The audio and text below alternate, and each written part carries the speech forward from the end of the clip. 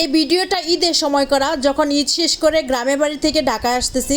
অনেক লেট করে ভিডিওটি ছাড়লাম, কাজের ব্যস্ততার কারণে ভয়েস দেওয়া হয় না, ভিডিও ছাড়ার সুযোগ পাই না। উনাইসা অনেক ছোটো, সারাদিন তার খেয়াল রাখতে রাখতে সময় যায়। এবারে ঈদের যে কয়েকদিন বাড়িতে ছিলাম অনেক বেশি গরম ছিল, গরমের কারণে অনেক কষ্ট হয়েছে।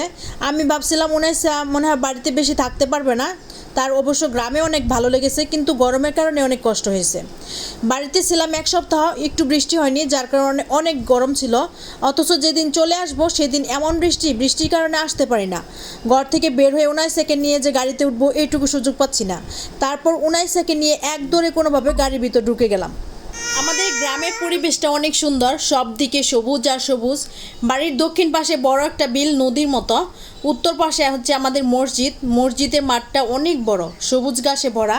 মসজিদের উত্তর পাশে বিল আর নদীর মতো এটা, আর এই বিলের পাড় দিয়ে হচ্ছে রাস্তা। সব কিছু মিলিয়ে কিন্তু গ্রামটা অনেক বেশি মিস করি। মন চায় গ্রামে থেকে যাই, কিন্তু কর্মব্যস্ততার কারণে আসলে থাকার সুযোগ হয় না। যাই হোক, গাড়িতে উঠে গেলাম, এখন আর চিন্তা নেই। এখন বৃষ্টি হলো সমস্যা নেই, বৃষ্টি হলে একটু আরামে যেতে পারবো, কারণ এই কয়দিনে যে গরম পড়েছে, এই গরম থাকলে গাড়িতে যাওয়া আসলে কষ্ট হয়। তো বাইরে ঠান্ডা থাকলে আরামে যেতে পারবো।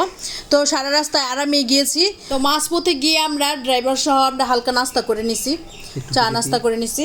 হ্যাঁ, তারপরে আমরা ভালোভাবে বাসায় পৌঁছে গেছি। তো এই তারিখে আমরা হচ্ছে ভালোভাবে বাসায় আসতে পারছি, রাস্তায় জ্যাম ছিল না। প্রতি তারিখে কিন্তু আসতে অনেক কষ্ট হয়, রাস্তা অনেক জ্যাম থাকে। তো এই তারিখে আমরা হচ্ছে অনেক তাড়াতাড়ি বাসায় পৌঁছে গেছি, তো এই জন্য ভালো লেগেছে। সব মিলিয়ে ভিডিওটি আপনাদের কাছে কেমন লাগে অবশ্যই কমেন্ট করে জানাবেন।